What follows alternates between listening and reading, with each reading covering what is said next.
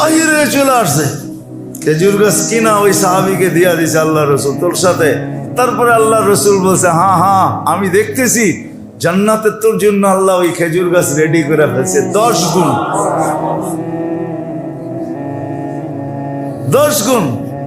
আর মুনাফিক হেরা গেছে, এক খেজুর গাছ দিয়া বাগান নিতে পারতো, তা আবু দাহদা লয়ে ফেলছে। কিন্তু আখেরাত, দুনিয়ার প্রতি ওনাদের কোনো লোভ ছিল না। আখেরাত পালছেন আল্লাহ, আমাদের সন্তানদেরকে আল্লাহ পালেন, আর ওনাদের সন্তানদেরকে আল্লাহ পালছেন, আমাদেরটাকেও পালেন।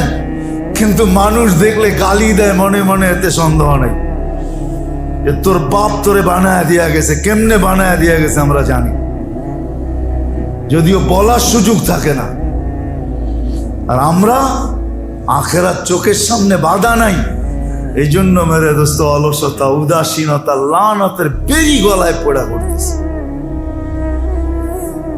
আর ওইটা আল্লাহর রসুল বলছেন, আসবে এক জামানা হুব্বুদ দুনিয়া ওয়া তাউলুল আমাল, আখেরাত যাদের সামনে না থাকে এদের লম্বা লম্বা আশা থাকে, লম্বা হাজার হাজার কোটি টাকার,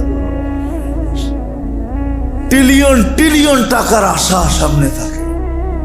আশা বাঁচবে 60-70 বছর, আশা করতেছে কয়েক শত কোটি বছর। তাউলুল আমাল, এক জামানা আসবে হুব্বুদ দুনিয়া ওয়া তাউলুল আমাল, তোমরা ধ্বংস হয়ে যাবে দুনিয়ার ভালোবাসা আর লম্বা লম্বা আশা। এই জন্য পায়ে হাত রাখে, বাইরন বাহির হন, উদাসীনতা থেকে বাহির হই। আখেরাতের উদাসীনতা, দুনিয়ার না।